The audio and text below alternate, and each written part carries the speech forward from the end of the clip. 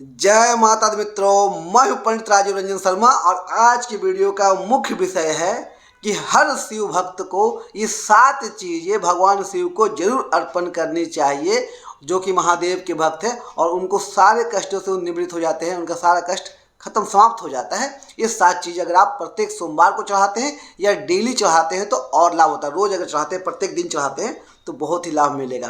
तो वो 7 वस्तुएं क्या क्या भगवान शिव को चढ़ाना चाहिए ये जानते हैं। प्रत्येक शिव भक्त को 7 चीज़ें जरूर चढ़ानी चाहिए अगर आप शिव भक्त हैं तो सबसे पहली चीज़ जो भगवान शिव को चढ़ानी चाहिए, जो कि उनको बहुत ही प्रिय है, गंगा जल। भगवान शिव को थोड़ी सी भी गंगा जल जरूर चढ़ानी चाहिए। और अगर आपके पास गंगा जल नहीं है तो जो सामान्य जल है उसी को आप गंगा जल, माता गंगा का ध्यान करके भगवान शिव को चढ़ा दें। भगवान शिव बड़े प्रसन्न होते हैं, आपके सारे कष्टों को हरते हैं। दूसरी जो सबसे प्यारी चीज़ भगवान शिव को है वो है बेलपत्र। भगवान को बेलपत्र चढ़ाएं, बेलपत्र से बड़े प्रसन्न होते हैं। और बेलपत्र की संख्या कितनी होगी? 1, 3, 5, 7 विषम संख्या में चढ़ाएं, बड़े ही प्रसन्न होते हैं। हाँ, अगर बेलपत्र आपको नहीं मिल पा रहा है तो एक ही बेलपत्र को आप 7 दिन तक चढ़ा सकते हैं। आज चढ़ाया, फिर कल धोया, फिर चढ़ाया, क्योंकि बेलपत्र 7 दिनों तक खराब नहीं होता। ऐसा पुराणों में लिखा हुआ है, मैं नहीं कह रहा।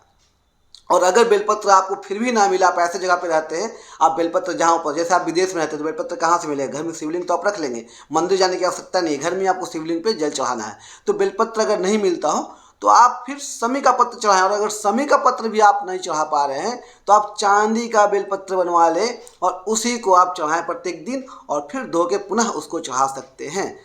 तो वो बेलपत्र कभी भी अशुद्ध नहीं होता। चांदी का बेलपत्र कभी आजीवन अशुद्ध नहीं होता है। तो बेलपत्र बड़ा प्रिय है, तो भगवान को बेलपत्र चढ़ाएं। तीसरी सबसे प्यारी चीज भगवान को है अक्षत।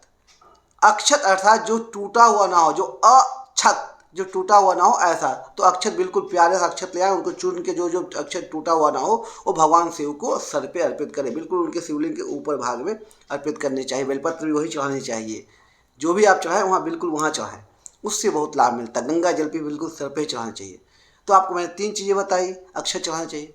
चौथी चीज़ जो भगवान को बहुत प्रिय है वो है दुर्वा, जो कि इनको भी पसंद है और इनके पुत्र गणेश का तो सबसे प्रिय चीज़ दुर्वा है। तो दुर्वा चढ़ानी चाहिए। 1, 2, 3, 5 जितनी भी संख्याओं में एक दुर्वा से भगवान बहुत प्रसन्न हो जाते हैं। 5वीं जो सबसे प्रिय चीज़ भगवान शिव को है वो है भस्म। तो भगवान को भस्म चढ़ाएं। और भस्म भी कैसा? शुद्ध देसी गाय के उपले का, उसको ले आए, उसको सुखा ले, और अगर नहीं मिलता तो कहीं से ले आकर के घर में धूपदानी में जला करके रख ले। और कहीं ले भी जा सकते हैं, आप कहीं जाते हैं, विदेश में भी रहते हैं या कहीं बाहर रहते हैं जहाँ उपला गोईठा नहीं मिलता है, गाय का गोबर नहीं मिलता है, तो आप उसको वहाँ ले जा सकते हैं और वही भस्म भगवान को चढ़ाएं। और वो खुद भी ना लगाए, उसको फिर अलग से अपने लगाने के लिए अलग से रखें, अगर आप भी भस्म के शौकीन हैं तो ये 5वीं चीज़ भगवान को चढ़ानी चाहिए। छठी चीज़ भगवान को क्या चढ़ाना चाहिए? काला तिल या सफ़ेद तिल भी चढ़ाए जाते हैं, दोनों का अलग अलग लाभ है।